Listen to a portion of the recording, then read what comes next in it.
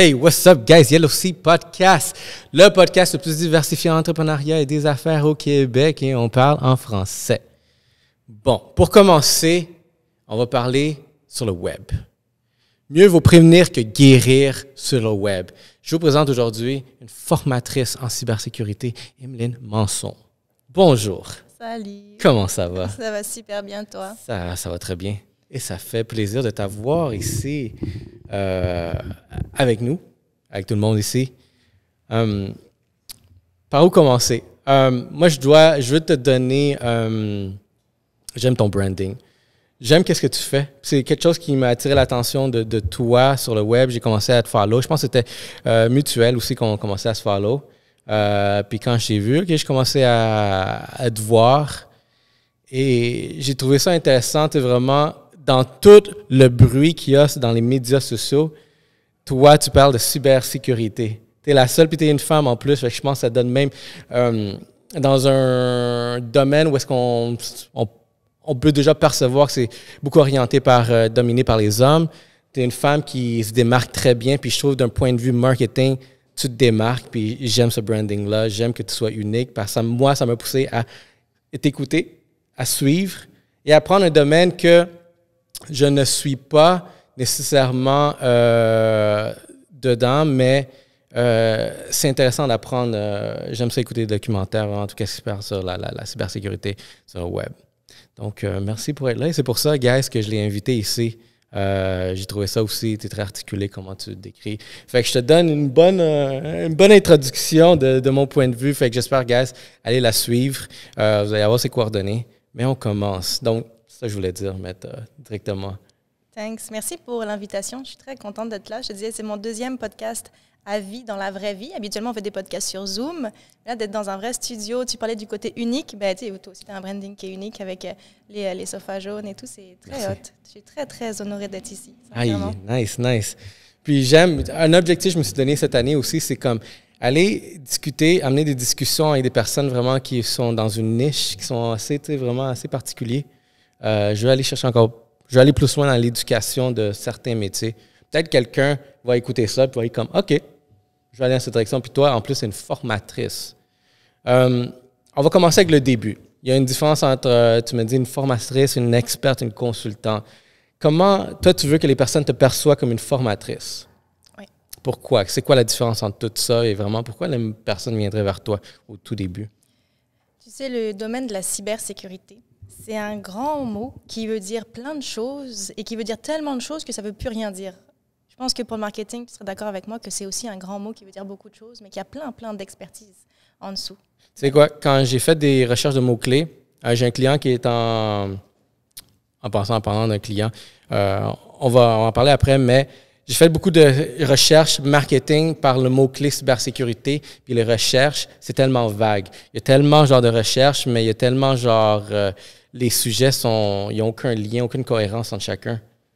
Je pense que c'est tellement vague, puis là, c'est bon de savoir vraiment c'est quoi ce que toi tu fais, c'est quoi les directions, puis c'est quoi qu'on peut apprendre derrière ça. Oui, exact. Écoute, cybersécurité, la première chose que les gens vont penser, c'est le côté technique, c'est le côté TI, infrastructure. C'est vraiment le côté la machine, l'antivirus, l'ordinateur, c'est à ça qu'on pense en premier et c'est un peu normal. Les parce hackers. Que s'il n'y avait pas d'ordinateur, il n'y aurait pas de cybercriminalité.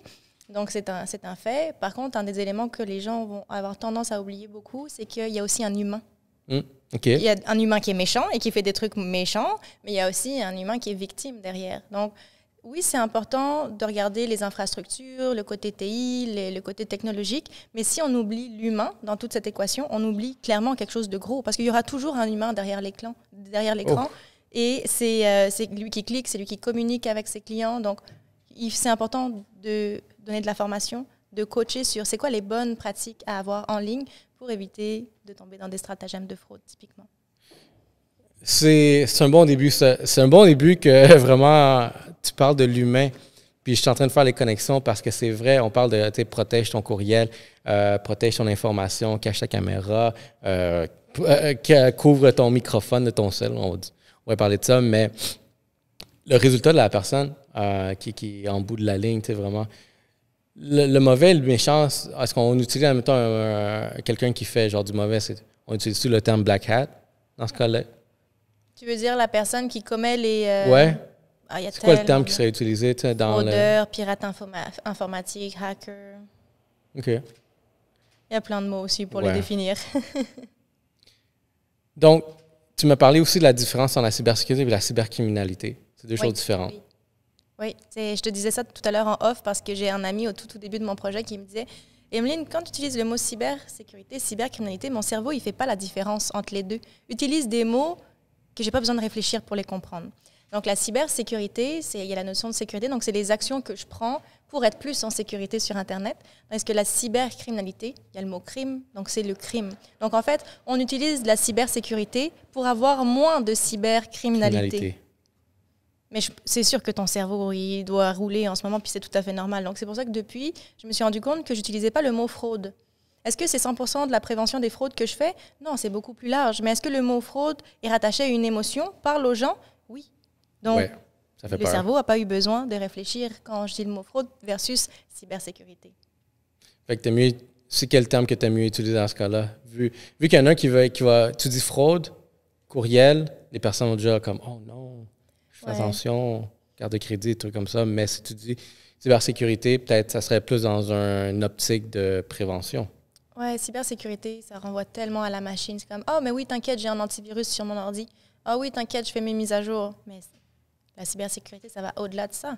La cybersécurité, ça va... Est-ce que tu as un mot de passe différent pour chacune de tes plateformes? Parce que si tu as une plateforme qui se fait hacker puis tu as le même mot de passe partout, c'est sûr que notre ami le fraudeur, il va l'essayer partout, ce mot de passe. Donc, ça va vraiment au-delà de juste le système informatique. Ça va dans toutes nos pratiques. Donc, est-ce que j'ai activé le double facteur d'authentification sur mes comptes?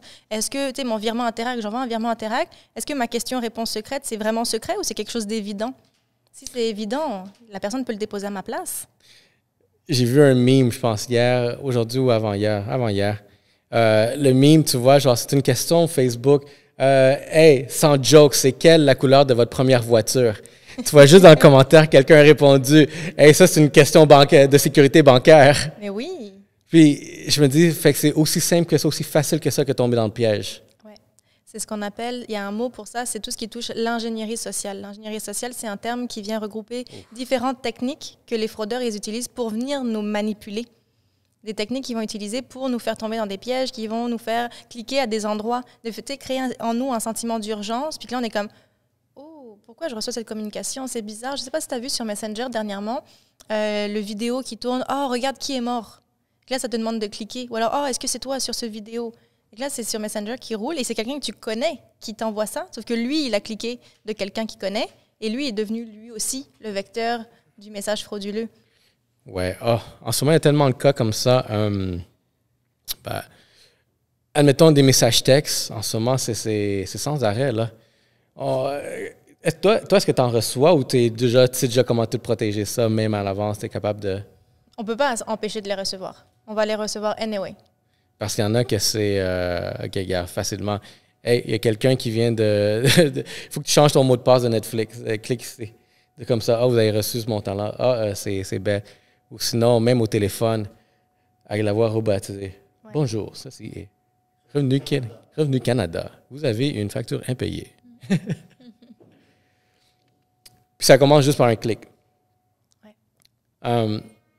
Toi, tu connais, ça serait quoi vraiment, admettons, le plus répandu dans les médias sociaux? Comme où est-ce que le monde sont facilement, l'ingénierie sociale que tu as mentionné, les façons qui sont les plus que le monde tombe, les pièges qui tombent le plus facilement, ça serait lesquels? Le gros enjeu, la façon dont ça a évolué, la fraude sur les réseaux sociaux ou sur courriel ou texto, peu importe, c'est qu'avant, tu recevais un message de quelqu'un que tu connaissais pas. C'était random, puis là, tu es comme, c'est qui cette personne? Tu as comme ton petit sentiment d'urgence que tu... Moi, je comprends le message, mais je ne m'attendais pas, puis je ne sais pas qui est la personne. Donc, on est de plus en plus sensibilisés à ça. L'enjeu aujourd'hui, c'est que c'est des personnes autour de nous qu'on connaît qui se font hacker. C'est des personnes dans tes amis Facebook qui, eux, ils ont un mot de passe faible ou peu importe, ils ont cliqué à quelque part, puis là, leur compte se fait frauder. Et là, il y a un fraudeur derrière. Et là, il communique avec toi pour te demander de l'information, pour te demander de cliquer à quelque part, pour te demander d'ouvrir une pièce jointe, peu importe. Mm-hmm. Et là, toi, tu n'as pas le même niveau d'attention parce que c'est quelqu'un que tu connais, à qui tu fais déjà confiance dans la vraie vie. Donc, tu vas cliquer plus facilement que si c'était quelqu'un que tu ne connaissais pas. Donc, ils utilisent beaucoup ça, de passer par un tiers, de passer par une autre personne. Exemple, en entreprise, il y a ce qu'on appelle la fraude au président. Le fraudeur se fait passer pour le président de l'entreprise et va donner des instructions à quelqu'un au niveau de la comptabilité. Il faut acheter des cartes cadeaux pour faire une surprise ou « Oh, on a une super grosse opportunité, mais il faut faire le virement aujourd'hui, maintenant, sinon on va manquer l'opportunité. » Là, qu'est-ce que tu penses? L'employé, il voit ça, il voit que c'est son boss qui lui envoie. C'est la même adresse courriel, c'est la même chose. Il va le faire. Sauf que c'est le fraudeur qui est derrière, qui se fait passer pour le président. Dans quel contexte qu'un fraudeur va prendre le contrôle de la boîte de courriel du président? Est-ce que déjà c'est à cause du président qui a cliqué quelque chose ou ils ont trouvé une faille informatique quelque part, une brèche?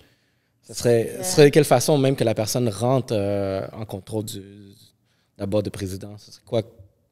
Il y a plusieurs possibilités. Il y a le fait, des fois, c'est même pas de ta faute. Exemple, Facebook, tu sais, il y a quelques années, il y a eu une fuite de données chez Facebook. Chez LinkedIn, chez Desjardins, c'est autre chose, mais c'est aussi une fuite de données. Que c'est même pas de ta faute, toi, en tant qu'utilisateur, puis là, tes informations, tes choses se retrouvent sur le web parce qu'il y a eu une fuite de données. Fait que là, admettons, si j'ai Facebook s'est fait pirater, si j'ai le même mot de passe pour mon Facebook et pour mon adresse courriel, ben là, mon fraudeur, il a accès à mon mot de passe. Donc, c'est sûr qu'il va laisser essayer d'aller se connecter. Donc, ça, c'est une façon que des fois, c'est même pas de ma faute. Des fois, c'est moi, mon mot de passe qui est trop faible. Tu sais, si tu as un mot de passe Soleil 1, 2, 3, on s'entend que c'est pas difficile à casser pour un fraudeur. Tu sais, il y a même des systèmes, des algorithmes qui viennent essayer tout plein de possibilités pour casser des mots de passe. Des fois, ça peut être parce que tu as cliqué quelque des part. Algorithmes, des fois? Ouais. Oh, ils font pas ça manuel. Hein. Eux aussi, c'est des entrepreneurs, les fraudeurs. Ils développent des plateformes. Ben, clairement. Dark web. Ouais. Fait que dans le fond, c'est même pas la négligence, on dirait, du président ici. C'est juste, il y a une brèche ailleurs. C'est possible. Puis, admettons, quand il y a une brèche ailleurs, as-tu, admettons, un robot qui va juste scanner les mots de passe les plus faciles, puis commencer à, OK, j'ai essayé toutes ces personnes-là qui ont genre un nom avec une combinaison de chiffres, puis très simple, boum. Puis là, ils vont commencer à tout Gmail, Hotmail, tous les comptes possibles. Ouais, toutes les essayer. Puis ça peut être aussi bête, tu sais, regarde, il y a des comptes Netflix qui se font hacker aussi de temps en temps. Pourquoi? On se dit, oh, mais j'ai pas d'informations personnelles sur Netflix. Bon, ben déjà, j'ai ma carte de crédit, j'ai quand même mon adresse courriel. Et puis après, si j'ai le même mot de passe et que j'utilise le même courriel à toutes les places, ça devient problématique aussi. Mais si la carte de crédit sur Netflix, en temps normal, elle devrait être cachée, je ne devrais pas être capable de la voir. Fait que, est-ce que la personne est capable de rentrer dans le compte puis quand même... Si elle est dans les systèmes de Netflix directement, il faut voir à quel point c'est chiffré, à quel point c'est caché chez eux, dans leur base de données à eux. Mais ça devrait quand même... Est-ce que Netflix ont eu des brèches? Il me semble, mais je ne suis pas sûre. Je suis plus sûre à 100%. Dropbox, qui est un partage de données, ça oui. Il y a eu Canva. Canva aussi, que beaucoup d'entrepreneurs utilisent. Damn! Ouais. Damn! Canva, Dropbox, c'est tous les... Mais tu vois, moi, ce que j'ai appris... Premièrement, je prends les mots de passe qui sont générés. Super compliqué, je ne mémorise même plus. Ils sont tous différents partout. J'ai arrêté d'utiliser tout le temps le même. Ouais. Il y en a un qui va revenir, peut-être. Non, le soir, je n'ai rien dit. C'est enregistré. On va éditer ça. Mais typiquement, tes mots de passe, tu les enregistres où? Ils sont savés comme dans Google Chrome? Hey, je dois répondre à ça. On va dire qu'une personne, admettons, si la personne elle sauvegarde dans son Google Chrome versus, admettons, un LastPass. Ouais. C'est quoi les différences entre les deux?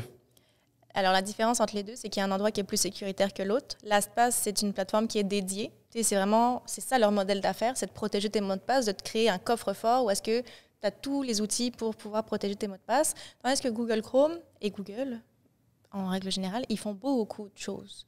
Et que ce n'est pas leur modèle d'affaires, ils ne se basent pas uniquement sur protéger tes mots de passe. Et qu'ils le font parce que ça te dépanne puis que ça te rend la vie un peu plus facile, mais c'est très peu sécuritaire. C'est très facile d'aller chercher des mots de passe qui sont dans Google Chrome. Fait que dans le fond, tu conseilles oublier le Chrome ou Safari puis aller directement avec un LastPass. Oui. Safari, ça va encore parce que Safari, Apple, ils ont leur propre trousseau. Donc pour ça, c'est différent. Après, le désavantage, c'est que si un jour je veux utiliser d'autres choses que Safari, ben, le trousseau fonctionne juste avec Safari, juste avec Apple. Fait que si je veux aller sur Google Chrome, là, ça ne fonctionne plus. Wow! Yo, tu sais, moi, je pensais que c'était le contraire. Moi, j'ai entendu dire que c'était Safari qui était plus genre à risque. Ah non.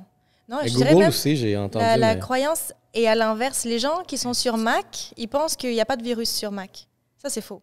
Ça, c'est une de mes croyances. C'est vrai? OK, guys, on commence. Oh, ouais. Hey, il y a tellement de knowledge ici. Il y a des virus. Il y en a moins que sur Windows parce que, tu sais, je disais tantôt, les entrepreneurs, tu vois, j'ai fait un beau lapsus, mais les fraudeurs sont des entrepreneurs aussi. Ils vont là où est-ce qu'il y a de la business. Donc, s'il y a plus de gens sur Windows, ils vont développer des virus pour Windows. Mais il y en a quand même sur Apple aussi. Sur les téléphones, il y en a aussi. Ouais. OK, damn, il y a tellement de directions maintenant. Par où aller? OK, juste pour revenir pour les coffres-forts de mots de passe, LastPass, c'est une des options. Y a-t-il d'autres options qui peuvent être pertinentes aussi que toi, que tu recommandes? Toi, c'est lequel que tu utilises? Moi, je suis avec LastPass. LastPass, OK. LastPass, mais il y en a plusieurs qui sont réputés. OnePassword est très réputé. Dashlane, je pense qu'il est français. KeePass, que c'est même pas, c'est hors ligne complètement, c'est sur ton desktop. Fait qu'il y a des gens qui sont pas à l'aise de mettre leur mot de passe online, puis c'est correct. Je pense que moi, je dis toujours que la sécurité, c'est toujours une affaire de compromis. Il faut aller chercher la balance entre la sécurité et la fonctionnalité. Et généralement, plus c'est sécuritaire, moins c'est fonctionnel, moins c'est user-friendly. Donc, il faut aller chercher, que chaque personne aille chercher sa propre balance, de dire, c'est un niveau de sécurité qui est acceptable, mais au moins je l'utilise. Parce que si mon niveau de sécurité est trop haut, puis pense si tu as des employés, si tu mets ton niveau de sécurité là, puis personne ne l'utilise, ben, tu t'es juste donné bonne conscience de mettre des outils en place, mais personne ne les utilise. Donc, il faut se ramener un petit peu, puis aller chercher la balance. Juste au milieu. Puis je pense que dans le domaine de la crypto, on peut voir ça aussi. Tu vas avoir ton private wallet, puis même dans un hard drive. Ouais, tu as ta phrase. Les histoires d'horreur que j'ai entendues. Il y en a que je pense qu'ils avaient à peu près 10 000 bitcoins dans un hard drive qui a tombé dans la poubelle. C'est allé en dépotoir. Les gars ont demandé au dépotoir si on pouvait aller creuser. Ils sont fait refuser, puis ils continuent. Ouais. Mais moi, j'ai une histoire. Cet été, j'étais en France dans la famille et on s'est fait cambrioler chez la famille. Et là, il y avait justement un des cousins de mon chum qui avait ces mots. Puis quand il s'est réveillé puis qu'il a vu, lui, c'est pas son téléphone, son laptop qu'il a cherché, c'est ses mots. Et après, on les a trouvés puis on les a cachés pour lui faire de la peine. Mais c'est vraiment important. C'est vraiment, vraiment important. C'est quoi la statistique de personnes qui se font frauder en ligne? Les statistiques sont très peu représentatives parce que les gens ne déclarent pas à la police. Les gens ne déclarent pas. Fait que tu vois, on a une statistique pour les entreprises en ce moment qui nous dit que 20% des entreprises déclarent avoir été victimes en 2019. Donc déjà, 2019, c'était il y a longtemps. C'est avant Covid. Et avant Covid. On est rendu là. Mais quand tu regardes 20%, c'est une entreprise sur 5. Quand tu regardes, une entreprise sur 5, c'est pas si mal. Tu sais, OK, Emeline, tu capotes, là, tu parles trop de cybersécurité pour rien. Moi, ce qui m'inquiète, c'est que quand tu vois une entreprise sur 5, mais tu sais, la majorité des entreprises ne déclarent pas. C'est vrai. Il y a des gens qui disent, c'est pas grand-chose. C'est quoi le risque? Ça m'arrive. Mais moi, c'est ça que je te dis, c'est la plupart des gens ne déclarent pas à la police. Fait que si on regarde les vrais crimes qui ont vraiment eu lieu dans les statistiques, ça représente peut-être plus 3 sur 5. Ouf. 30%. Même pas 60%. Moi, je pense que si tout le monde est honnête, parce qu'on manque beaucoup de transparence dans le milieu, si on est honnête, tout le monde, 100%, il y a eu une tentative. Ça ne veut pas dire qu'on a été victime. Peut-être qu'on a réussi à l'arrêter, puis qu'on n'a pas eu de perte, mais tout le monde est la cible. Regarde, tu parlais des textos tantôt. Tu en reçois des textos bizarres aussi. Tout le monde, chaque individu reçoit des trucs bizarres. Après, c'est pour ça qu'il faut être éduqué pour éviter de tomber dans les pièges.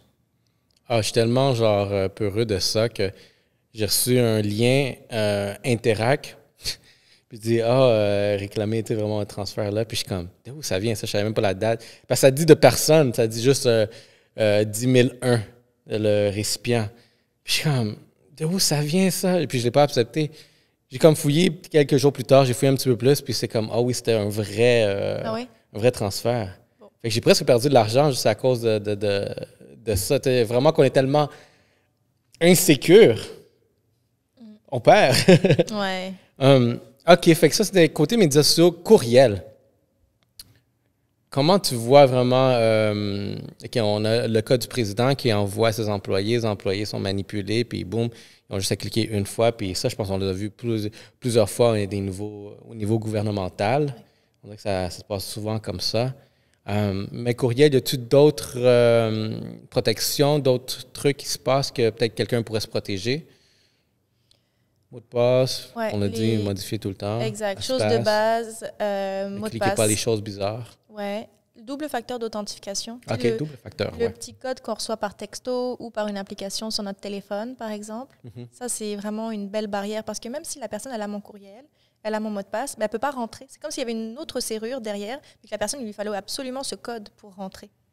Donc ça, si la plupart des gens avaient ça d'activé et qu'ils l'utilisaient comme il faut, il y aurait beaucoup moins de fraude. Parce que tu vois, dernièrement, ça m'est arrivé une jeune sur Instagram, une jeune qui me contacte en panique parce qu'elle s'est fait hacker son compte. J'ai comme, qu'est-ce qui est arrivé? Qu'est-ce qui s'est passé? Avec là, tu sais, elle capote parce qu'il y a tous ses abonnés et ses followers.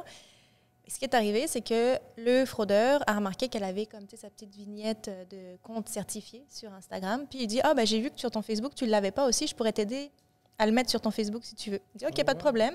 Et que le gars, il dit, est-ce que c'est ça ton numéro de téléphone? Ça finit par ces numéros-là. Il dit, oui, c'est ça. Et que là, elle reçoit un texto. Donc, c'est son double facteur. Et elle a donné le code au fraudeur. Oh! Hey, t'arrêtes pas de drop, genre des... T'es tellement dedans, t'es tellement dans la situation que tu fais confiance à la personne que tu réfléchis pas nécessairement. Ça va vite, c'est 3 secondes et c'est fait. Du moment où il a le code, hop, il t'a kick out de tes choses. Puis là, après, il te demande une rançon. Donne-moi 10 000 puis je te redonne accès à tes trucs. OK. Attends, ça, je veux qu'on discute avec ça, mais juste pour revenir à ça, dernièrement, on dirait qu'il y a une grande vague immense de comptes Instagram qui se font hacker parce que soudainement, il y a tout plein de monde qui commence à annoncer comme « Hey, il faut que tu follow cette personne-là. Je viens de faire 2000 $. Là, tu vois le story avec le 2000 $. Puis je vois tellement le compte que ça. Puis moi, au moment où je vois ça, je suis comme « T'es rendu crypto, tu parlais jamais de crypto, puis maintenant, t'es rendu crypto. » Puis... Mais depuis 3 semaines, je pense que j'en ai vu 10 comptes comme ça. Ouais. Ça pourrait être une de ces genres de tactiques-là, ou ça serait... Moi, je vois cette tactique-là, genre des personnes qui ont peut-être des mots de passe faibles. Je dirais que la stratégie là, dont tu parles, c'est beaucoup, parce que la criminalité en ligne, elle a toutes les formes. C'est les gens qui veulent hacker, qui veulent avoir de l'argent, mais il y a aussi beaucoup de blanchiment d'argent qui se fait en ligne. Et ça, typiquement, ça peut être une sorte de blanchiment d'argent.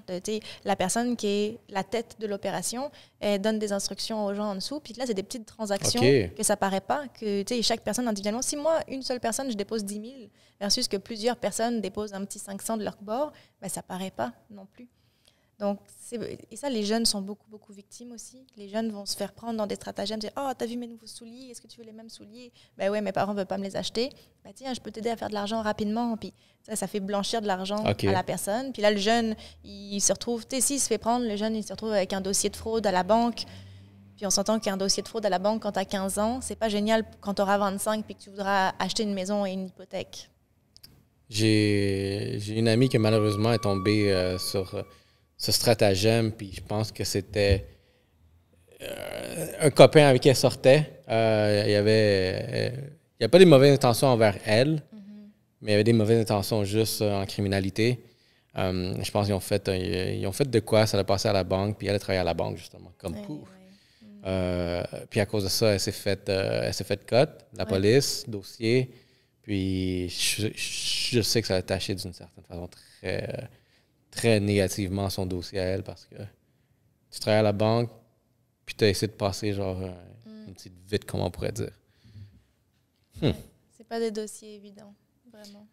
Ransomware. Donc, ça, c'est un cas qu'on...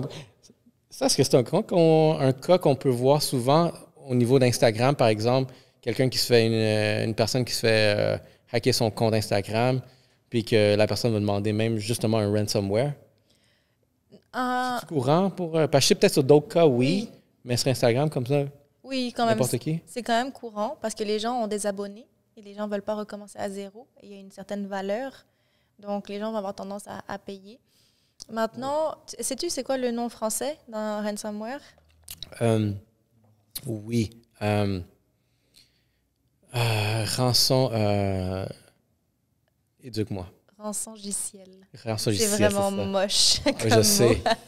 Rançongiciel, ouais. Ouais, rançongiciel. Rançongiciel, à la base, c'est quoi un rançongiciel? C'est un fichier qui s'exécute sur ton ordi puis que ça vient chiffrer toutes tes choses. Toutes tes données sont chiffrées. Toutes tes données que tu ne peux pas avoir accès. Si tu n'as pas de backup, tu n'as plus accès à tes choses du tout. Donc, c'est pour ça que sur Instagram, ce ne serait pas nécessairement un rançongiciel, ce serait une forme de piratage de compte pareil, mais rançongiciel, ça concerne même les petites entreprises. Hein. Moi, j'ai beaucoup de personnes autour de moi qui me disent « Oh, c'est génial ce que tu fais, mais moi, ça ne m'arrivera pas. » Il suffit juste un clic. Hein. Un clic, puis tout est crypté, toutes tes choses sont cryptées. Donc, ça n'arrive pas qu'aux autres. Moi, je travaillais dans le domaine bancaire aussi, au niveau des fraudes, au niveau des enquêtes, et j'en avais plein des dossiers comme ça, des petites entreprises, ils sont 3-4 employés, puis là, rançongiciel, on te demande 50 000. Mais 50 000 pour une entreprise de 4-5 personnes, c'est un beaucoup. Budget. Puis là, tu es obligé de payer la rançon parce que tu n'as plus de données, tu n'as pas de backup. Ouf. Si tu n'as pas de backup, tu ne peux plus travailler. Fait que là, une entreprise devrait avoir des backups. Oui. J'ai vu un cas d'une petite municipalité, un petit village. Justement, c'est ça qui est arrivé, puis il a fallu qu'ils payent 2 millions. Ouais. Il y a des entreprises qui font faillite, hein, qui ne sont pas capables, ils n'ont plus de données, ils n'ont pas les sous pour payer la rançon, ils sont juste obligés de fermer leur entreprise. J'en ai eu des histoires. Ouais. C'est lourd. Fait que la solution derrière ça, pour une côté plus entreprise, faites un backup. Oui, mais même les individus, même toi, tes photos souvenirs, tu ne veux pas les perdre. Les photos de quand tu étais plus jeune ou des photos de vacances. Même les particuliers devraient faire des backups. Backup sur le cloud ou un backup physique? Ah, ça, c'est un bon point. Ah! Parce que, en fait, un backup, il y a une règle qui dit qu'on devrait avoir au moins 3 backups, 3 sauvegardes. Parce que, admettons, là, tu as un backup sur le cloud. Mais qu'est-ce qui arrive si tu travailles au mois d'octobre, Facebook a été down toute une après-midi de temps? Parce que de leur côté, il y a eu des bugs, je ne sais pas trop quoi. Mais là, imagine, si tu es un entrepreneur, tu as tes choses dans le cloud, puis là, à 14h30, tu as un meeting, et le drive est down. Tu n'as plus accès à tes choses. Donc, le drive, c'est nice parce que ça amène une certaine accessibilité. Par contre, il ne faut pas juste avoir ces choses dans le cloud. Parce que sinon, il faut avoir plus de sauvegarde. Un cloud, un physique. Oui, un bon vieux disque dur externe, un truc que tu peux protéger avec un mot de passe en plus, c'est encore mieux. Oui, non, exactement. Puis, moi, je suis un peu réticent de trop laisser l'information sur le cloud. Pour justement, j'ai peur de... Cela, je n'avais pas pensé qu'il y a un down du serveur, mais j'ai plus peur que quelque chose, vraiment, genre que l'entreprise, le cloud se fasse hack. C'est pas impossible. C'est pas impossible, ça peut arriver. Puis dans les serveurs, y a-t-il un serveur en particulier que tu fais plus confiance que d'autres? On va se dire Amazon, AWS, Amazon, il y a déjà du leadership sans arrêt sur tout ce qu'ils font. Tu veux dire, tu peux même, selon moi, même de ma perspective, sont presque invincibles sur certaines choses. Mais j'ai vu plusieurs fois AWS se faire hack. Toi, est-ce que c'est quelque chose c'est une plateforme que tu encourages ou peut-être parce que Dropbox, on dirait que... mais j'ai envie de te poser une question. Okay. Est-ce que tu ferais plus confiance à une plateforme qui s'est déjà fait hacker ou à une plateforme qui ne s'est jamais fait hacker? C'est une excellente question. Puis à cause que tu l'as posée, je pense que je dirais avec lui qui s'est fait hacker. Moi, c'est mon point de vue. Je ne dis pas à tout le monde d'adhérer à mon point de vue, bien sûr, mais moi, selon moi, une personne qui s'est fait hacker, une entreprise qui s'est fait hacker, ben, elle va mettre tout en place pour plus que ça réarrive. Puis, tu sais, au niveau de ses clients, au niveau de la réputation, elle a beaucoup, beaucoup de travail à faire pour récupérer ce qu'elle avait avant. Et entre quelqu'un qui ne s'est jamais fait hacker et quelqu'un qui s'est fait hacker, moi, j'aurais tendance à aller vers celle qui s'est fait hacker aussi. Je suis d'accord. Moi, c'est comme quand tu embauches quelqu'un ou que tu vas déléguer une tâche à quelqu'un, tu veux la personne expérimentée plutôt que lui qui vient de sortir de l'université. Mais c'est un point de vue. Et après, il y a des gens qui ne sont pas du tout d'accord, qui disent que parce que c'est vrai aussi que des gens qui se sont fait hacker se refont hacker. Généralement, même 1 an après, à la date anniversaire, ils se refont hacker de la même façon. Ça arrive aussi. Bon. J'en ai un autre, le cloud personnel. Comment tu vois ça là? Est-ce que le cloud personnel, tu le rapproches plus à un cloud AWS ou un hard drive? Qu'est-ce que tu entends par cloud personnel, admettons? Google Drive. Admettons, tu as une maison ou dans ta maison, tu as un hard drive, mais qui est connecté au Wi-Fi. Puis ça, vraiment, dans le fond, c'est un hard drive chez toi, mais il est dans le cloud. Fait que tu peux connecter, admettons, plusieurs, tu sais, d'ici, tu peux connecter ton cellulaire à... Fait que, tu sais, c'est un cloud qui me suit partout. Puis parce que j'ai vu cette technologie, puis tu peux genre juste de mon cellulaire essayer de la transférer à le cloud, mais qui est à la maison. Est-ce que... C'est une bonne question. J'aurais tendance à te dire que, personnellement, j'aurais tendance à aller vers des fournisseurs qui travaillent fort à tous les jours pour maintenir ces systèmes en sécurité, que de me baser juste sur moi et mes connaissances que je dois updater pour maintenir mon équipement à jour. Okay. Il y a ça. Il y a le fait que si c'est connecté à la maison d'une quelconque façon, ma connexion à la maison, mon Wi-Fi à la maison est une porte d'entrée, une vulnérabilité. S'il y a quelque chose qui rentre dans mon réseau, ça rentre dans mon cloud aussi. Il y a plusieurs choses à regarder. Allons cette direction-là. Protection du Wi-Fi.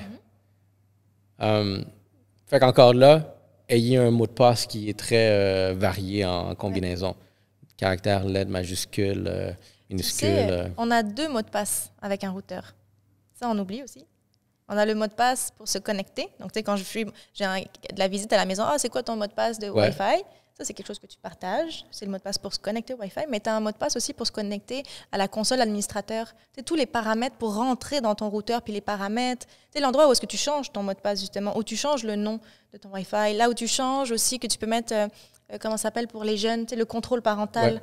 Ouais. Tu sais, il y a une boîte que tu peux rentrer dans ton Wi-Fi avec la console administratrice. Ça, c'est avec un mot de passe aussi. Et ça, les gens laissent les mots de passe par défaut. Ça veut dire que, généralement, c'est admin. Fait que là, n'importe qui est connecté sur mon réseau peut rentrer dans mon routeur.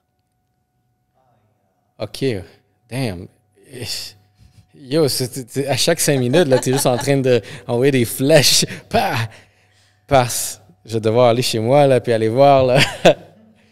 Fait qu'une personne qui a déjà accès, est rentrée à mon Wi-Fi, puis j'ai négligé de changer vraiment le mot de passe du admin.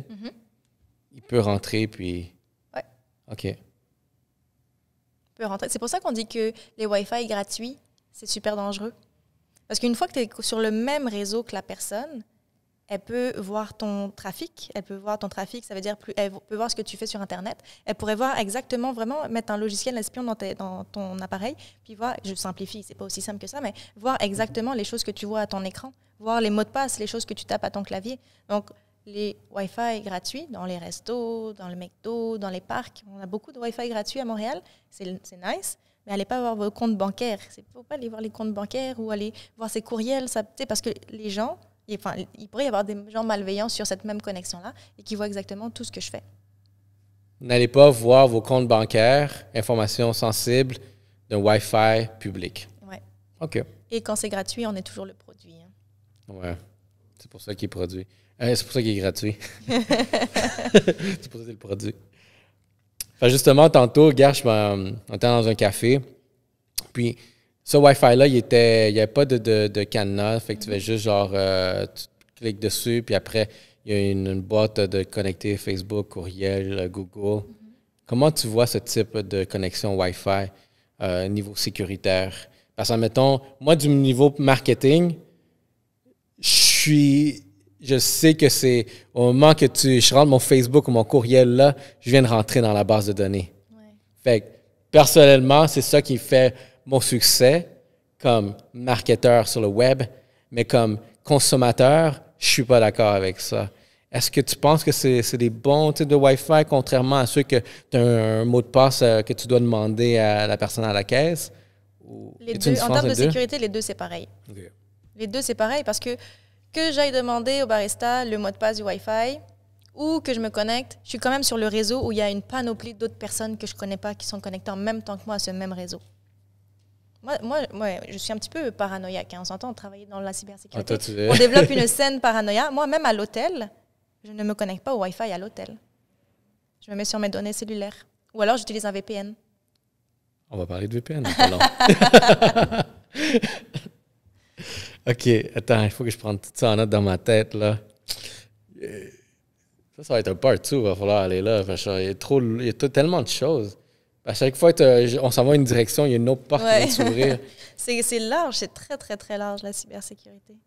OK. Fait que dans les hôtels, moi, je me connecte sur... Fait que quand tu vas tu voyages, ouais. République, Cuba, Mexique. Bof.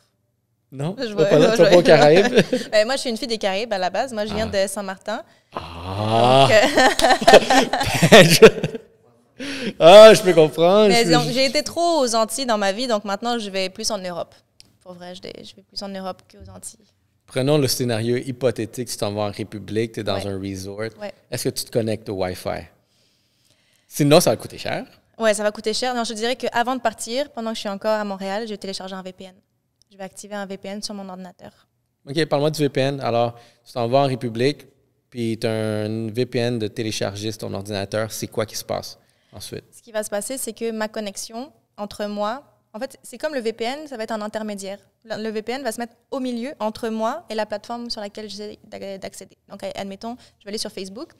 Moi, je me connecte à mon VPN et mon VPN se connecte à Facebook. Donc, ma connexion entre moi et le VPN va être sécurisée, va être chiffrée. OK. Ça veut dire que personne ne pourra essayer d'intercepter mes choses. Personne ne pourra essayer de se mettre au milieu puis voir qu'est-ce que je communique, qu'est-ce que j'envoie. C'est comme si c'était un tunnel chiffré complètement. Et même, tu sais, c'est possible d'aller attraper. Pour un fraudeur, c'est possible d'aller attraper, d'aller intercepter, mais ça va être codé, ça va être du charabia, ça va être incompréhensible. Donc, ça vient rajouter une couche de sécurité à ce moment-là, le VPN. Les gens pensent que j'ai un VPN, donc je ne peux pas me faire frauder. Ça, c'est complètement faux. Parce que si tu cliques n'importe où, même si tu avais un VPN, bah, ça donne rien. C'est pas un antivirus, un Tu VPN. crées déjà un chemin vers ton ordinateur. Ouais. Moi, un VPN, c'est quand même un bel outil. Il y a des contextes où ça vaut pas la peine, tu sais, parce que moi, quand je suis à la maison, je n'utilise pas de VPN parce que je suis sur ma connexion à la maison que je connais, que je fais confiance, qui est bien paramétrée. Mais si je sors de la maison, à ce moment-là, oui, je vais utiliser un VPN. Puis, fait que le VPN va être sur ton ordinateur, mais tu peux l'utiliser sur ton cellulaire aussi. Ouais, il y a Ok. oui, oui. Il y en a plusieurs, NordVPN, il y en a vraiment beaucoup, ProtonVPN, ExpressVPN. Puis, tant autant que tu as un VPN, tu te sens confortable de connecter sur le Wi-Fi du resort. Ouais. Bon. Ça pourrait être une vente pour les agences de voyage, sinon pour les avions. C'est vrai. Pour le tourisme, là, ça, c'est... oui. D'ajouter un avenant, d'ajouter un quelque On va aller chose. chercher un sponsor VPN. Ouais, Hey, vraiment. vous partez en voyage. OK. Comme les assurances. Exactement. Ben, c'est une assurance cybersécuritaire. Ouais, ouais. Tu sais, qu'est-ce que j'ai vu dernièrement? J'ai écouté par hasard. Je pense que je me préparais quand même à ce que tu viennes. Puis je voulais que ça soit une super discussion dynamique jusqu'à date. Je suis très satisfait de vraiment qu'est-ce que je suis en train d'apprendre moi-même. J'ai écouté, il y a un documentaire qui est apparu, puis c'était la sextorsion. Puis la sextorsion dans ce documentaire-là, c'était 40 minutes en plus. Dans le fond, c'était des profils qui, admettons sur Instagram, quelqu'un que tu commences une conversation DM. La personne commençait une discussion très confortable. Essayer de bâtir une amitié, vraiment une bonne relation. Comme, envoie-moi ça, envoie-moi ça. Puis à un moment donné, tu vois, je ne sais pas dans quel cas, si la personne... C'est là que je me demande si, dans le cas, je n'avais pas compris si les personnes se sont rencontrées pour vrai ou c'est resté complètement genre en ligne. Mais à un moment donné, dans la simulation qu'ils ont fait, c'est le gars, il reçoit le DM, puis après, il y a un vidéo de lui en train de faire quelque chose de sexuel. Puis la personne dit comme, tu as 24 heures pour envoyer 10 000 $, sinon je t'envoie ça directement sur... je le publie partout. Est-ce que c'est des cas que toi, tu vois dans ton... Ou tu connais déjà le scénario? Oui, je connais très bien le scénario parce que la cybercriminalité, c'est pas juste les finances, mais tout ce qui est la cyberintimidation, les sextos, les jeunes qui s'envoient des sextos, tout ça, c'est de la cyber aussi d'une certaine façon. Tout ce qui est, on pense pas, mais les fusillades en milieu scolaire, c'est rattaché d'une certaine façon à la cybercriminalité parce que les gens vont acheter leurs armes en ligne, vont utiliser le dark web. Donc, il y a plein de crimes, la pédopornographie. Ah, ça, ouais, ça là, en c'est... ligne. Donc, la sextorsion, ça existe bien avant Internet. Si tu regardes à l'époque, tous les gens en politique, au moment où est-ce qu'ils se présentent, il y a toujours une vidéo, quelque chose qui sort. Donc, effectivement, où est-ce qu'il y a eu des débats dans la vraie vie, puis que là, ça a été filmé à l'insu de la personne. Et avec Internet, on s'en doute, les shows à la webcam, ça finit avec des gens que tu connais pas, ou même avec des gens que tu connais aussi. C'est le revenge porn aussi. Ben c'est ça, c'est pour ça que je pense qu'il y avait un scénario dans justement parce que c'est un gars qui avait rencontré une femme, puis ils étaient peut-être sont allés chercher, ils ont couché ensemble, puis peut-être durant une certaine période, elle filmait Puis elle lui a donné sûrement une fausse identité au tout début. Fait qu'après ça, quand elle a répondu, comme envoie ça. Puis je pense que ce type-là, il l'appelait sextorsion, mais aussi, ce genre de gimmick-là s'appelait Bye Bye. Il a donné un nom. Puis parce qu'à un moment donné, OK, la personne va envoyer un 10 000 $. Puis l'autre sextorsionniste va revenir comme envoie-moi un 5 000 supplémentaire. Fait renvoi jusqu'à temps que la personne n'a plus de fonds, n'a plus moyen. Fait que la dernière menace que le sextorsionniste va faire va être comme OK, ben tu peux aller te suicider maintenant. Bye bye. Puis ça finit là. Puis il y a eu un cas où est-ce que la personne qui il parlait, c'était un jeune, peut-être au secondaire. Il a écrit un message, puis il a dit comme ma vie est finie. Puis il s'est suicidé. C'est allé jusqu'à ce point-là. Fait que c'est des actes. Puis dernièrement, on dirait que j'ai créé un nouveau compte sur Instagram. Puis j'ai pas beaucoup de followers, à peu près 70 sur ce nouveau compte-là. C'est très récent, c'est très nouveau. Puis il y a un de ces comptes-là, justement, que moi, une fille a commencé à me parler. Le compte a été ouvert en février. C'est une Française qui est à New York. Fait que déjà là, comme je parle pas très bien l'anglais. Puis je pense dans beaucoup de ces cas-là, pour pas vraiment cibler une place dans le monde, mais dans le documentaire, ça venait beaucoup de la Philippine. Ouais. Fait que quand déjà il y a une barrière linguistique, cette personne-là, genre que je voyais qui était déjà très louche, avait indiqué je parle pas très bien anglais. Fait que si tu commences à juger que l'anglais n'est pas bon, puis OK, ça peut être une faute, mais la personne l'a déjà mentionné dès le début. Puis le profil est tout le temps à jour, puis dans le fond, moi, ça ressemble à un compte qui a vraiment été juste en train de hacker de quelqu'un d'autre, là, puis juste en train de redistribuer des publications. Mais c'est un cas que j'ai vu, puis je suis comme, OK. Au Québec, on est fort aussi, malheureusement, avec la fraude amoureuse. Tu sais, le love scam, où est-ce que souvent, ça va être des personnes âgées, autant des femmes que des hommes, qui rencontrent quelqu'un sur les réseaux sociaux, puis là, ils tombent en amour. Mais c'est des gens qu'ils n'ont jamais vus. Et c'est souvent des gens qui n'ont pas la vraie image. Tu sais, c'est pas la personne qu'ils prétendent être. Puis là, la personne tombe en amour. Puis là, il y a toujours, à un moment donné, le fraudeur, l'amoureux, vit une bad luck. Puis là, il a toujours besoin d'argent. Là, c'est toujours, je suis à tel endroit, puis là, on m'a volé mon passeport. Ou, j'ai dû aller me faire hospitaliser, je me suis cassé le bras, j'ai besoin d'argent. Donc là, les gens vont à Western Union, vont à MoneyGram pour faire des transferts d'argent parce que c'est l'amour de leur vie, puis qu'ils veulent les aider. Il y a des gens qui ont perdu masse d'argent, hein. Vraiment, vraiment beaucoup d'argent. Moi, j'en ai vu à la banque aussi quand je travaillais. C'est tellement difficile parce que le client, tu le vois. Le client, t'es comme, tu veux le shaker et dire, c'est un scam, tu te fais scammer. Mais la personne est en amour, elle veut pas te croire. Et là, c'est son argent. Moi, je suis obligée de lui donner son argent. Même si je sais que c'est un scam. Je peux lui interdire, admettons, non, monsieur, madame, vous ne ferez plus de télévirement. C'est plus possible d'envoyer de l'argent à telle place. Mais ils vont juste le sortir en cash. Puis je peux pas les empêcher de sortir cash. C'est leur argent. Mais dans ce contexte-là, est-ce que la banque poussait, mettons, une politique que tu dois au moins, que tu le vois déjà que c'est un scam? On peut pas. Tu n'as pas le droit juste parce que c'est les politiques de la banque comme guerre. Puis c'est l'argent de la personne. S'il a dit, rendez-moi tout mon argent, je ferme mes comptes, je vais ailleurs, on ferme notre bouche, puis on donne l'argent et on ferme les comptes. C'est son argent. T'as-tu vu le documentaire sur Netflix, le Tinder Swindler? Pas encore, mais tout le monde m'en parle, que je devrais l'écouter. Il faut que tu ailles l'écouter. Je trouve ça vraiment nice, tu sais pourquoi? Parce que c'est un homme qui scamme des femmes. Mais on a toujours l'inverse, que non, c'est les hommes qui sont victimes, puis c'est toujours des gens qui se font passer pour des femmes, puis il y a juste les hommes victimes, mais c'est intéressant de voir qu'il y a des femmes aussi qui sont victimes. Je trouve que c'est intéressant d'avoir le switch. Je t'invite à le voir. Ce que je trouve un peu bizarre, c'est que le pouvoir de crédit que ces femmes-là avaient. Parce qu'à un moment donné, ils ont retiré des sommes. Je suis comme, hey, moi, c'est 6 mois, là, je vais plusieurs fois aller voir une carte de crédit ou une banque pour demander un 20, 30 000, puis après encore un autre 50 000 à un moment donné. Comme... Ouais. Moi, j'ai plus de capacité. Là, je sais que j'ai une capacité, mais on dirait que ces personnes-là, elles avaient des capacités énormes de crédit pour se rendre à les niveaux de dette qu'ils ont récoltés. Mais je t'invite à le voir. Ouais, je le regarderai. Simon le Kiev. Je sais pas c'est qui, hein? C'est là qu'on a besoin de la télé. C'est le nom du gars? Simon, ouais, c'est devenu un meme aussi. Ah ouais? Moi, je travaille en ligne, mais on dirait qu'il y a des trucs que je manque des fois. C'est devenu un meme. Simon, regarde, Simon le Kiev, on va... pardonnez-moi si j'ai manqué son nom, mais c'est Simon quelque chose, israélien. Puis c'est drôle parce que dans cette même période de temps, il y a eu l'autre série de Anna. Anna,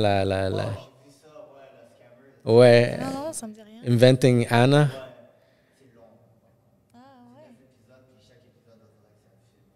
C'est une histoire vraie. Puis elle, tu sais, juste pour en parler rapidement comme ça, c'est une Russe, mais qui vient ici à New York, puis elle a comme scammé toutes les plus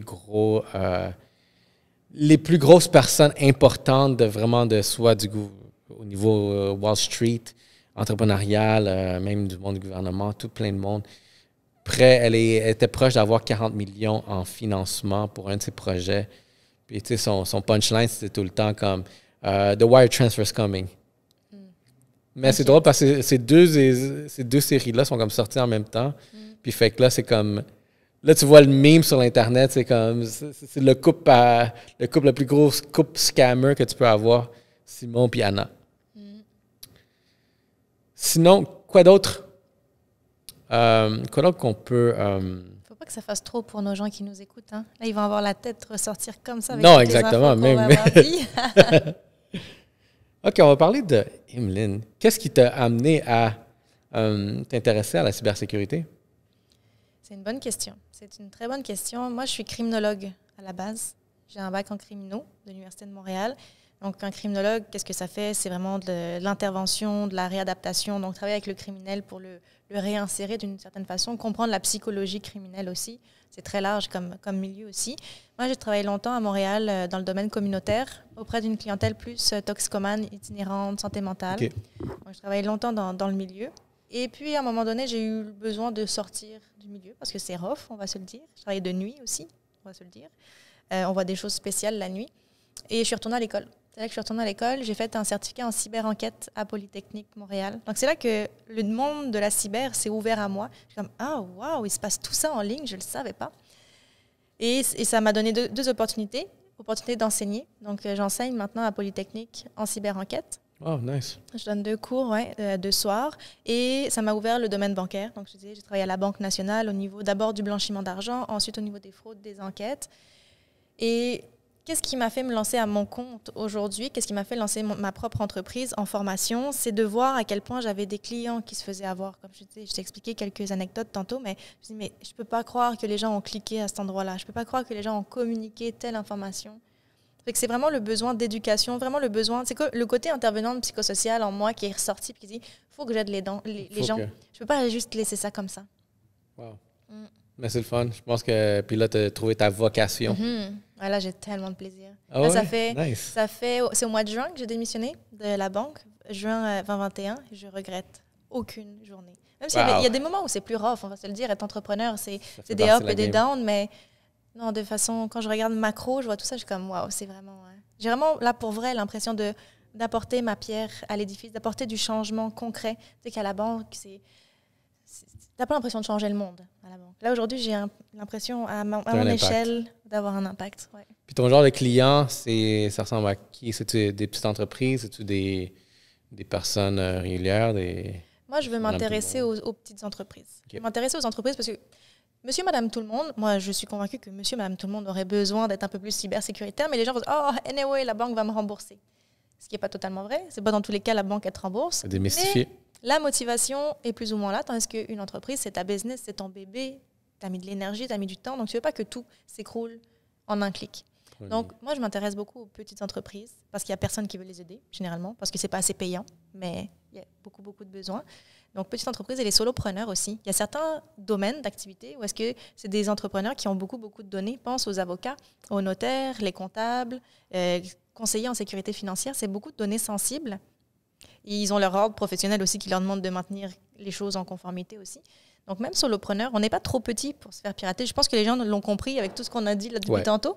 Mais moi, c'est avec eux que je veux travailler. Intéressant. J'ai sorti mon chapeau marketing parce que, comme je t'ai expliqué tantôt, on va organiser des conférences. Puis je pense que j'aime ce que tu fais, ce que tu promouvois, tu sais, vraiment. Puis j'ai le sentiment que tu le fais pas, même pas pour l'argent. Puis je pense que ça peut devenir très lucratif, ce que tu fais.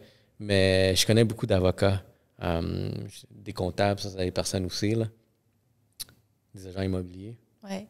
Là, je suis en train de faire les démarches pour me faire accréditer par l'OASIC, pour qu'ils aient un UFC, un UFC en conformité ou peu importe, mais une unité de formation continue. Tu sais dans quel podcast tu vas devoir apparaître? Oh. Je dis tu vas devoir apparaître. Je donnais un shout-out à Courtier du Québec, c'est Roujane. C'est un podcast vraiment qui est pour les courtiers immobiliers. Puis maintenant que tu mentionnes ça, je pense que tu serais vraiment une candidate, une invitée assez intéressante vraiment pour éduquer vraiment ce domaine-là. C'est très drôle. C'est très drôle que tu m'en parles parce que j'ai une amie qui a posté une story tantôt, Sophie Bernet, qui est coach en immobilier, puis qui a fait un podcast avec lui aujourd'hui même. C'était ici? C'est vrai? Ouais. Ah. Genre, on l'a vu ce matin, Sophie. C'est vrai? Ouais. C'est tellement drôle. Drop the bass. Tu vois. Moi, t'as dit Sophie, je suis comme, ouais. Regarde, les choses sont faites. C'est tellement drôle parce que là, je suis rentrée, après, je regardais l'écran tantôt, puis ça ressemblait tellement au même setup, mais je me dis, Emeline, c'est pas possible que ce soit la même place parce que, tous les gens qui font des podcasts, ils ont sûrement le même setup d'écran, puis mais j'ai comme eu un doute dans ma tête pareil, et que c'est très, très drôle. Wow, OK. Ça, j'aime ça, tu vois. C'est aligné. Je vais t'éduler. C'est très, très drôle. Ah, ça va être nice, ça. Tu vas devoir revenir ici. Pas le choix. Très drôle. OK. Mais je pense que, tu sais, du côté marketing, je pense qu'exactement, moi, j'adore vraiment si on peut éduquer les personnes à prendre les meilleures décisions. Comme je dis, ici, c'est vraiment un podcast pour l'entrepreneur, pour les affaires. Puis on veut être capable d'aller chercher vraiment ce type d'informations. Je vais t'avouer que tu n'arrêtes pas juste de donner tout le temps des flèches de conseils, des ci, des ça. Il va tellement en avoir de segments qu'on va pouvoir vraiment revoir. Puis je voudrais encourager vraiment ce que tu fais. Puis ce genre de conférence, comme je t'ai dit, on a un espace ici, au Black Box Media, qu'on va pouvoir t'accueillir. Ce serait intéressant. Est-ce que maintenant, ça fait moins d'1 an? 6 mois, je pense, tu m'as dit? 6-7 mois? Ça fait 9 mois, je pense. 9 mois? Ouais. Ça fait que ton anniversaire s'en vient en juin. Ouais. OK. À la Saint-Jean, le 24 juin. Ah ouais? C'est le moment où j'ai... Parce que le projet déroule depuis le mois de mars l'année dernière, mais le moment pour moi où est-ce que j'ai fait le saut, c'est quand j'ai démissionné de la banque puis je me suis mise en ligne dans le projet. Je regarde la date en ce moment, on est 16 mars pendant qu'on fait ça. Mais moi, mon anniversaire, c'est le 18 mars. Fait que je vais juste faire le lien. OK, c'est intéressant. On va devoir célébrer ça. Ouais. Rosemont va s'occuper de toi. C'est quoi que tu vois comme l'avenir? Où que tu vois, mettons, ton entreprise? En passant, une parenthèse, je suis allé voir ton site web. J'ai ri, là, c'est tellement cybersécurité. Mais ton call to action, prends un café. Tu cliques dessus, puis après, tu es comme, pourquoi tu as cliqué ce bouton-là? Ouais, le cadeau. Cadeau, ouais, c'est ça. J'ai trouvé ça comme, OK, ouais, c'est fort. Fort. Mais la vision, écoute, moi, je suis consciente que ma limite en ce moment, quand tu donnes de la formation, c'est ton temps. Puis moi, je ne veux pas donner 8 heures de formation non plus par jour parce que c'est épuisant. Puis parce que j'aime être entrepreneur, j'aime faire tout. J'aime rencontrer des gens, j'aime faire ma comptabilité, j'aime faire tout. Donc moi, j'aspire à avoir d'autres formateurs avec moi. J'aspire à avoir d'autres personnes qui pourraient propager avec moi la bonne parole de la cybersécurité. J'aspire à avoir de l'aide au niveau de la création de contenu, des réseaux sociaux. Je veux avoir un écosystème autour de moi parce que je ne veux pas être toute seule là-dedans parce que sinon mes moyens sont limités. Donc avoir d'autres énergies humaines autour de moi, c'est primordial. On va t'ouvrir la porte ici d'abord. On a les ressources pour tout. Qu'est-ce que tu viens de dire? Non, ça va faire plaisir aussi de te voir grandir ça, parce que je pense que c'est quelque chose à voir, c'est l'avenir. Plus il y a de technologies, OK, attends. Plus il y a de technologies, plus il va y avoir d'opportunités dans ce domaine-là. Comment tu vois dans le métaverse, la cybersécurité? Est-ce que tu t'es questionné sur ce sujet-là? Est-ce que tu suis ce domaine-là? Pas tant. Pas tant que ça. Mais une chose est sûre, c'est que les cybercriminels, ils ont une longueur d'avance sur nous, puis eux, ils ont déjà vu qu'est-ce qu'ils allaient faire. Ils ont toujours un pas d'avance sur nous. Mais non, je dirais que c'est sûr que ça va amener des enjeux. C'est sûr que ça va amener des enjeux au niveau psychologique aussi, d'une certaine façon. Mais c'est une bonne question. Je te retourne la question. Tu me retournes la question à moi? Oui. OK. Ben, un concept, regarde, un concept que moi j'ai vu. J'ai préparé une présentation, j'ai fait une présentation dernièrement sur le marketing en 2022. Puis dans ce segment-là, c'est plus un segment commerce électronique. L'avenir que j'ai commencé à voir, puis un segment aussi marketing, j'essaie de faire des liens. Des liens avec une plateforme que j'ai découvert, Decentraland. Decentraland, dans le fond, c'est un monde, un métaverse, où est-ce que tu as ton avatar, tu te promènes, tu fais ce que tu veux. Ce que tu fais, c'est comme une ville vraiment virtuelle, puis voir des espaces. Dans le monde, admettons, marketing publicitaire dans lequel je suis, tu voudrais être dans un métaverse qui est populaire. C'est pour ça que je ne sais pas si tu as déjà vu du monde qui sont en train de vendre des terrains dans les métaverses.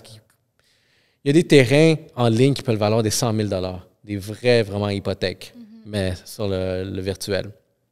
Donc, imagine-toi un scénario où est-ce que tu es dans un métaverse où est-ce qu'il y a Elon Musk. Lui, tu sais qu'il a sa maison, son SpaceX, il l'a fait dans ce monde-là, fait que lui, son avatar, il est tout le temps autour de là parce que c'est là que lui, il se promène. Fait que dans le côté publicitaire, de la même façon que tu vas avoir des pancartes, des billboards au bord de l'autoroute, parce que dans le trafic, il y a beaucoup de yeux qui passent là. Mais sur le web, tu mesures ça par des impressions. Et tu sais que Elon Musk est là, mais tu veux peut-être aller planter une petite pancarte, un billboard virtuel où est-ce que tu sais que l'attention de Elon Musk va être là parce que tout le monde le suit. Fait que quand Elon Musk va se promener sur une rue, ça va être ta bannière à toi, ben c'est tes impressions, puis toi, sur ces impressions, on s'entend que Elon Musk, il doit générer des millions d'impressions à l'heure, facile. Fait que c'est Elon Musk qui est en train de dire que, OK, ben aujourd'hui, je vais vous annoncer dans le métaverse le nouveau Neuralink. Là, il doit se promener. Fait que tu vois, le monde le suit par derrière. Mon avatar est derrière. Ma pancarte est là. Puis c'est comme, ma pancarte, c'est une pancarte Domino's. Fait que c'est une grosse pancarte Domino's. Aller vraiment vers pizza, admettons, les mardis. Les mardis, puis c'est un mardi, pizza 2 pour 1. 2 moyennes pour un prix. Boum. Puis, comme Domino's, là, à cause de toutes les impressions, il génère des vraiment, tu fais de l'argent sur les impressions avec ton AdSense. Fait que tu fais, tout dépendant de la valeur du 1000 impressions, il y a du monde dans des domaines très lucratifs, que ça peut être des 25 $ par 1000 impressions. Puis dis-toi, par heure, tu fais 1 million d'impressions. Fait que c'est Domino's. Fait que dans ce même Decentraland, tu vois comme, j'ai faim. Puis là, tu es tout branché là, dans ton couch. Tu as faim. Fait que dans ce Decentraland-là, il y avait un kiosque Domino's où est-ce que c'est virtuel, puis tu vas fabriquer ta pizza comme poum, poum, poum, poum, poum. Tu passes ta commande, puis c'est dans le segment e-commerce, commerce électronique. Tu payes, 20 minutes plus tard, ta porte réelle, physique, c'est Domino's. C'est ouf, c'est dingue. Ouais. Decentraland, Metaverse, marketing. Fait que, il y a deux concepts là. Tu fais de la publicité dans un lieu achalandé, comme en vraie vie, où tu trouves un magasin qui fait du commerce électronique. C'est très drôle. Beaucoup de choses qui s'en viennent. Ça, c'est vraiment dans un rapport marketing. Je voudrais aussi annoncer, on s'annonce à la fin, on a tellement d'informations ici. Je voudrais annoncer aussi que cet épisode-là est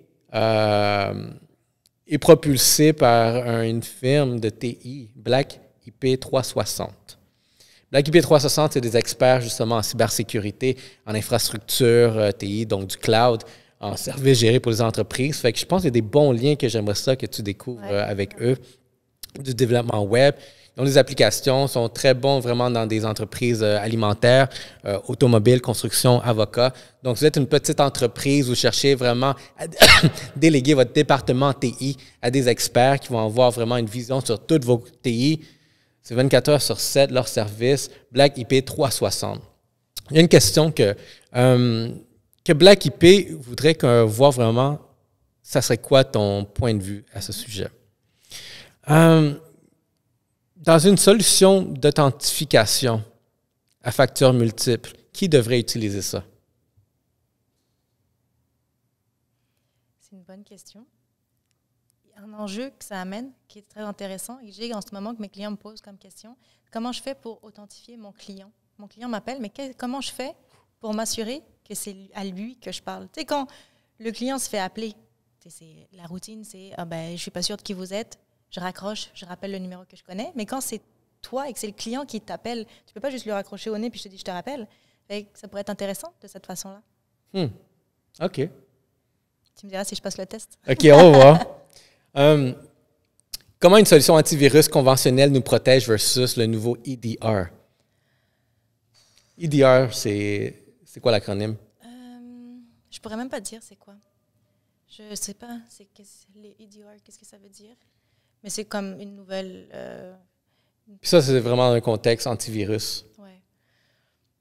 Fait que c'est quoi que tu connais dans le domaine qui est dans les antivirus actuels? Norton, puis tout ça. Norton, c'est populaire encore? Ouais. Norton, Kaspersky, Avast, il y en a plein. C'est une bonne question. Je dirais que je ne dispose pas de la réponse actuellement, mais que c'est sûr que je vais aller regarder là-dessus. Attends, j'ai allé le Google présentement. Ouais. Puis justement, on s'est dit, je vais aller me chercher un Alexa qui va pouvoir... Alexa, c'est quoi EDR? EDR, Endpoint Antivirus Protection. Donc, endpoint, c'est du end-to-end, probablement de bout en bout. J'imagine que c'est mieux, mais je n'ai pas la réponse. Pas la réponse, OK. Pas de problème. On va la découvrir. Comment les personnes peuvent te rejoindre? J'essaye d'être présente le plus possible en ligne parce que j'essaye de répondre et de propager la bonne parole de la cybersécurité. Donc, simplement Emeline Monson sur Google. On va retrouver pas mal ma page Facebook. J'ai un groupe sur Facebook. Je suis sur LinkedIn. Je suis sur Instagram. J'ai un site web aussi. Donc, pas mal partout. YouTube, j'ai des capsules vidéo aussi sur YouTube, des courtes capsules de sensibilisation. Donc, pas mal partout. J'essaye d'être sur les vecteurs de communication que les gens utilisent le plus. Donc, je te vois sur LinkedIn, ouais. Ben, c'est définitivement ton créneau principal. Mais moi, je t'ai découvert sur Instagram. Oui. Es-tu sur TikTok? Non, pas encore. Tu devrais le faire. I know, mais il faut le temps pour faire ça. On va s'en parler. On va donner des conseils. Donc, Emeline Monson, ça fut un plaisir de t'avoir. Je pense que ça a été un épisode plein d'informations, sans arrêt. Puis, il y a définitivement beaucoup de contenu à apprendre derrière tout ce que tu nous as appris. Juste pour terminer également, je voudrais donner un shout-out à Rosemont. L'eau de Gave de Montréal, il y a un terme que je n'ai pas le droit d'utiliser dans ce cas-là. Rosemont. Rosemont, qu'est-ce que c'est le fun? On a eu cette discussion-là aussi, c'est que Rosemont veut rejoindre vraiment la personnalité de Montréal, aller chercher la diversité. Et j'aime le fait que tu es venu parce que c'est quelque chose vraiment qu'on pousse le plus, d'avoir le plus de diversification, avoir le plus de thèmes, le plus de créneaux, d'apprentissage qu'on peut avoir. Puis, c'est une des raisons pourquoi on s'est joints. Par Rosemont, on est partenaires ensemble dans ce podcast-là, puis aussi avec leur spiritueux. Ils gagnent des prix sans arrêt, mais ils ont une variété, une diversification de spiritueux. Allant à leur rhum, c'est vraiment leur force. L'eau d'agave, le gin. Ils ont un whisky. Quoi d'autre? Rhum blanc, rhum épicé, vodka, gin, l'eau d'agave, pastis. Il y a des prêts à boire qui s'en viennent. Je n'ai pas le droit de le dire. Ils vont me couper la tête si je dis ça. Ouais, il y a des prêts à boire mojito. T'aimes les mojitos? Oui. Oh, c'est bon, ça là. Avec la glace pour l'été. Mais il y a un nouveau prêt à boire que je veux tellement vous dire, mais vous allez le voir. L'eau. Ouais, du sureau, la fleur de sureau. Tu sais c'est quoi? Non. Celui-là, il est sucré, mais il y a une petite fleur blanche qui pousse. Petite fleur qui pousse un peu partout. Puis, ils l'ont dissé, puis ils ont fait un spiritueux avec. Ils sont très, comment je pourrais dire, innovateurs au niveau des saveurs, des mélanges. Donc, shout-out à Rosemont Distillerie de Montréal. Encourager local. C'est une entreprise vraiment qui se démarque, gagne beaucoup de prix. Ils sont allés en France, vont gagner un prix pour leur rhum blanc. Imagine-toi, une distillerie de Montréal qui compétitionne avec les gros joueurs aux Caraïbes. Ils gagnent des prix, de la médaille d'or. C'est pour ça que c'est un bon spirituel. Je vous invite à aller chercher ça à la SAC. Allez vous avez pour votre choix. Merci, Emeline. Ça fait un plaisir, encore une fois. Merci à toi pour l'invitation. Merci. Oh, on va en avoir une deuxième. Merci. Bye-bye. Salut, ciao, guys.